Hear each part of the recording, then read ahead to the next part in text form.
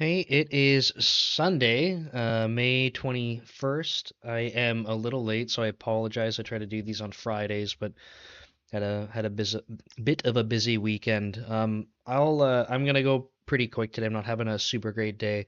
But yeah, I still want to still give updates. Yeah, what's going on? Let's start with Meal Coach. Meal Coach stuff still chipping away in the back end. I'm just disappointed. Like we have to do more on user acquisition kind of thing. Like that's just completely stalled. And when I reflect on it, it's kind of this thing where like that's the uncomfortable part, right? Like I'm gonna butcher any quote on this that I try to bring up, but thinking about like the only reason people are successful in business kind of thing is um, either the stuff that's boring or the stuff that's hard. They still have to go push through and do it. And I kind of feel like I end up avoiding some of that stuff, the user acquisition. Like I'm scared of it. I don't like interacting with people in that way, like a salesperson kind of thing. It's completely uncomfortable for me. I've never been the type of person that can approach anyone. Like whether that's uh, friends or reaching out for like making new friends. I mean, or reaching out to try and push something. Like it's not for me. It's just wildly uncomfortable. Even it's even so uncomfortable that I I am so nervous to have like to push code live and and have people know that I made it, which sounds funny. When it's my own, it makes me super nervous. Like it makes me feel sick. But if it's like if I'm doing work and someone else actually owns the product, technically, like whatever, I'll push code all day. Um, and then, boast about it, brag about it kind of thing, like feel confident. But when it's my own stuff, it's like, no, I feel scared. That's probably the best way to say it. So I I the reality is like instead of me just trying to like keep chipping away at back end code and like making things better, like changing automation and testing, like I enjoy all that stuff. It's fun. And that's part of the problem, I guess, is like I'll do that for forever and never actually make progress on productizing things. I feel like we've lost momentum in that other aspect. This has been functional for over a year now, and yeah, I think just got to change that up. So just being honest, I think I've got to relook at how that's being approached, and I guess get the confidence to start actually trying to ask people to use it. I believe in what we have. Like I think it's really awesome. I can't use it for myself, like the full set of features, just because the coach I use actually gives me prescribed food in amounts, not even macros. So there's not with the meal planning stuff. There's not much that I can do with that. Technically, like our system does not support like, hey, I have just these amounts of foods. Like, tell me the recipes. It could, but we like. I mean, technically it does. We just don't have a front end for it. That feels kind of weird. I think the most common case is like I have these macros that I would like to meet. So I don't want to just go code something that fits my particular need. It just feels a little bit off. Um, but I do use it for tracking my weight every day. I go into the site every day, track my weight, and have a graph, and that's cool. But it's just not enough for feedback and iterating, right? Um, yeah, just got to do better there. What else?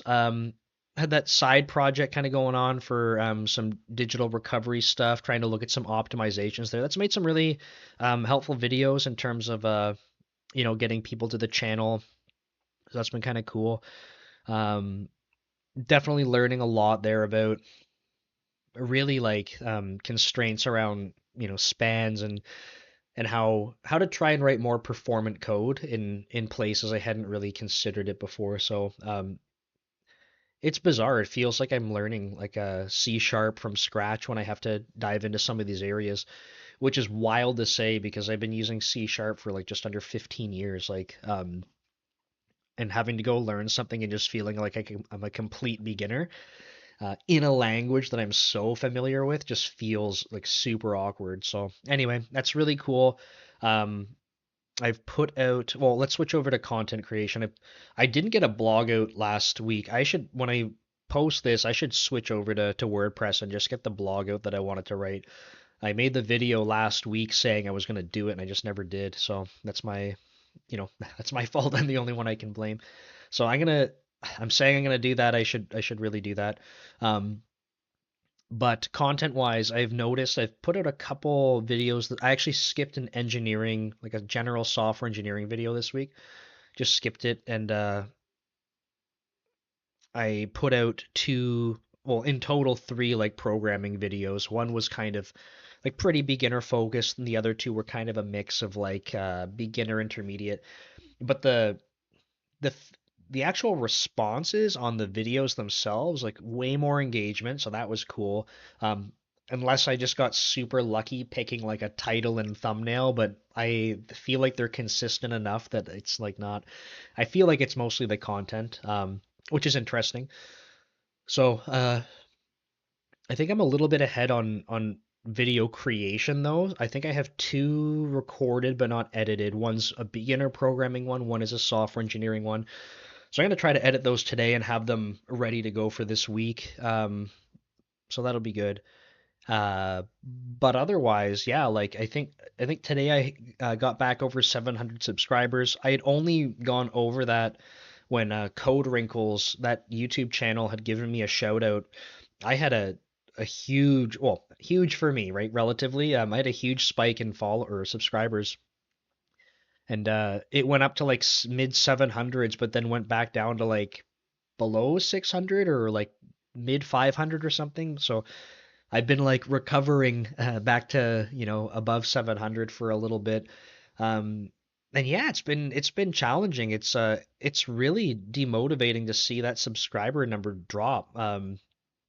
You know, being a super small channel, it's been like every time you get one more subscriber, it's like finally, like this is so cool. But it's like it's so slow and incremental. So when you see someone unsubscribe, it's like, and I've had days where I've like refreshed and I've seen like I lose like 5 subscribers, and I'm like, man, like I'm assuming it's like bots or something, which sucks if they're following me in the first place. But it makes me wonder, like, I can't imagine I'm putting out, someone subscribed to my channel because they saw a video they like, and then I post something else, and enough that like 5 people when I'm, sub 700 subscribers would be like, nope, like screw this guy, I don't like him. So yeah, it's been a bit of a roller coaster that way, but I'm slowly getting there. Getting the 1,000 mark will be awesome, but um to be monetized, I'm way off for hours watched, right? I think you need, what is it? You need 4,000 hours. I'm not going to make it on the shorts. I'm not I'd love to say that I'm a viral enough content creator, not a chance. But I need 4,000 hours, and I think if that comes out to what, like 300 and it's like 330-ish um hours watched per month, and I think I'm at like 120, 130 hours watched a month, and like that ain't gonna cut it. So I'm way off there, which sucks. So I'm assuming I'll hit the 1,000 subscriber count way before I hit the watch time metric. So, um, we'll see how that goes. And I know that once I monetize, it's not like, oh my God, I'm gonna be rolling in money or something. No, but it would be nice to be able to have that income to be able to pay off, like, I don't know, the tool that I use for being able to get shorts. I don't know what that cost me a year. I think it's like it's a couple $100 that I paid for the year. Like my hosting cost me a couple $100. Like it would be nice to just kind of offset some of that stuff, so that I'm not trying to create content and like educate people at my loss like that, because it's my time too, right? But I'm still paying money out of pocket. So overall, like if you were to look at it on paper, like everything I'm doing is pretty stupid. So but I look at it like it's a long-term thing, right? I enjoy doing this. I would like for it to someday be, rewarding. I'd like to be compensated for it, but I know that it's not like an overnight thing, which is why I'm doing it regularly, which is why I'm trying to make sure that I put these out regularly too. I need to be able to prove the consistency. That's really the only way it's going to work, right? So back to what I said at the beginning, like even when it's, hard or you don't want to do it, you got to stick with it and do it. So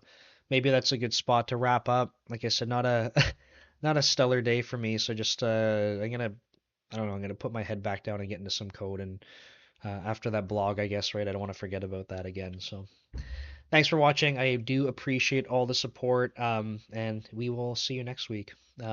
Actually, before I sign off here, when is it? I'm just double checking here. The Friday, it is next weekend. Holy crap. Um, oh no, sorry, I'm looking at my calendar wrong. 2 weeks. Um, Diablo 4. So I'm a huge nerd for Diablo. I booked off work.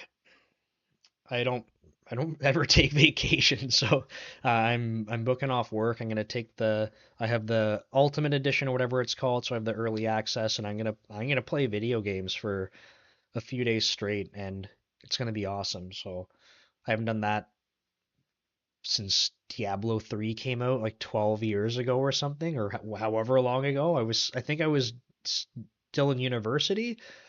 Yeah, I still had hair on the back of my head at that point. So anyway, that's gonna be in 2 weeks. I'll probably be blabbing about it again next check-in, but yeah, I have that to look forward to as well. So there we go. Thanks for watching and take care.